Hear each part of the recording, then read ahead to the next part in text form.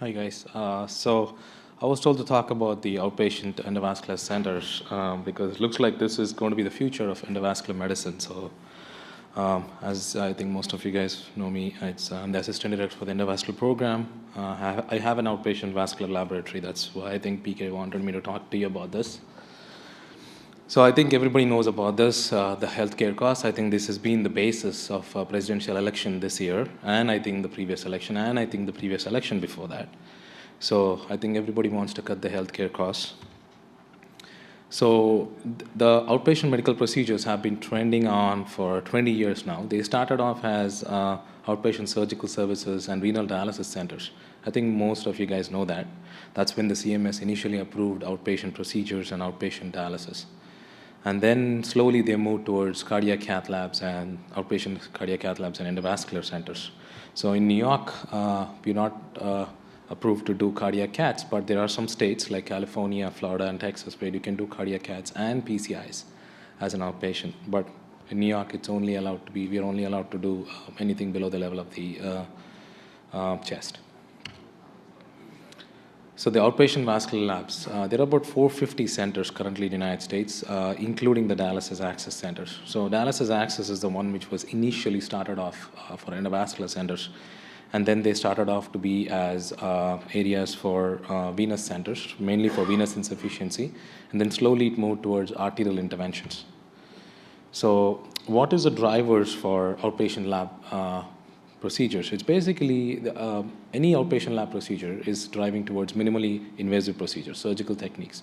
Whenever there is not much of surgical techniques involved, OBLs take the lead and they start growing.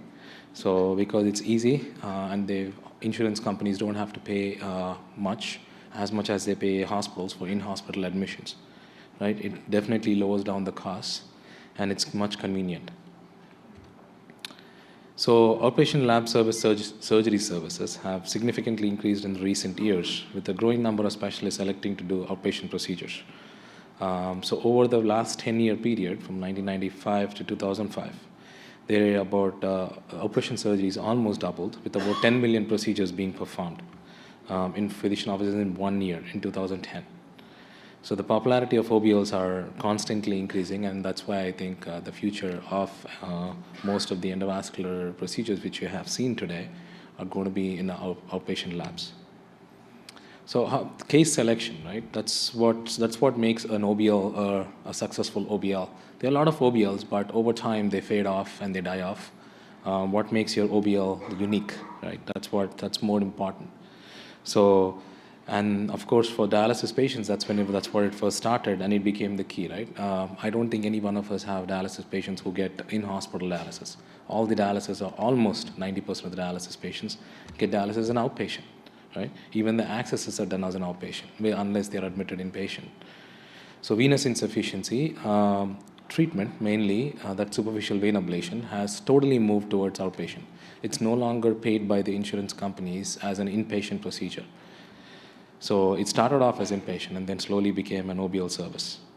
Outpatient-based procedural settings should be seriously considered for percutaneous interventions like arterial, which have now moved towards in that direction. Venous have already completely moved, and dialysis-related procedures have totally moved. So the demand for ASCs is growing mainly in Europe, India, and I think US is gradually growing. I think we are probably falling behind Europe, actually, as far as I know, in that setting, and a lot of the other countries. So US outpatient surgical center industry includes about 3,500 companies. They are management companies. There are a lot of companies which set up centers all over the United States. As far as I know, they are largest. They have 20 companies which are the largest in the United States. They own probably about 50% of the centers in the country. They hire physicians to do the procedures, and they develop an annual revenue of about 18 billion. So the demand is linked mainly to the increasing number of people receiving medical care, right? And that's how the profit is shared. So what does the effect on the future, right? Now most of the insurance companies, as you know, are forming ACOs, right? So ACOs, all they care is to basically reduce the amount of money paid to any physician-based office or an organization. So they combine and they say this is what the price is going to be, and that's what it's going to be demanded, right? So of course the cost can. This is definitely what I think all the physicians now agree, that they have to take this into consideration. We have to take into consideration that there is a lot of cost involved in doing inpatient procedures. So why is it all about just money, or is it all about just the insurance companies, or is it all about just healthcare, or is there anything installed for the patients? Why do office-based procedures, right? It's very convenient for the patients. Patients can leave in about 2 to 3 hours after the procedures. All the complex procedures which you guys saw today can be done, most of them can be done in outpatient lab settings, and patients can leave within 3 to 4 hours. It's easy for the patients, right? Physicians definitely, because it's right in the office. They don't have to travel. Travel time is reduced. It's less costly for the patients. They don't have any major co-payments or initial cuts. It's definitely less costly for the insurance companies. They love it. And then it's more efficient, because you can do more number of patients in an office setting in one, and with a less amount of staff. And it's definitely safe, as long as it's done by appropriate endovascular specialists. So over the last several years, there has been a progressive decline in the payments of vascular procedures in hospital. The payments have been cut from 51% to about 18% since 2005. I think all of the endovascular people now know that we don't get paid for any overnight stays in the hospital, right? In hospital admission, unless there are certain risk factors involved for the patient. Most of them are just paid for overnight ambulatory admission. So it's definitely a negative impact has been calculated to be about 5% in a vascular practice. Medicare has started to bundle a lot of interventional procedures. So what is the patient benefit? This is what we should be mainly concerned about, right? Everything else comes secondary. The most important thing is what happens to the patients.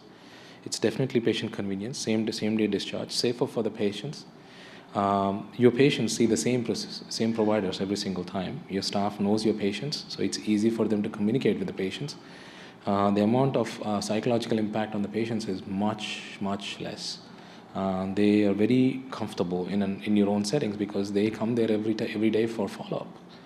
Physician spends more time with the patients because they don't have to run around from room to room. They have one room, one patient. They finish, they talk to the families, they talk to the patients, they inform all the negative impacts and the positive impacts of the procedure and talk about it. It's much friendlier and familiar environment for the patients, so the amount of apprehension is much less for the patients. Make it as comfortable as you want, right? For the physicians and for the patients, it's much easier. It's very comfortable. So what is the physician benefit? No travel time to the hospital, which is I think is a big thing in New York. Everybody who practices in New York understands this, right? I myself have to travel about an hour to come to Mount Sinai from Long Island, so it's definitely different. Don't have to wait for the hospital procedure, room to be free, somebody to give you a room, not to give you a room. That's definitely not, right?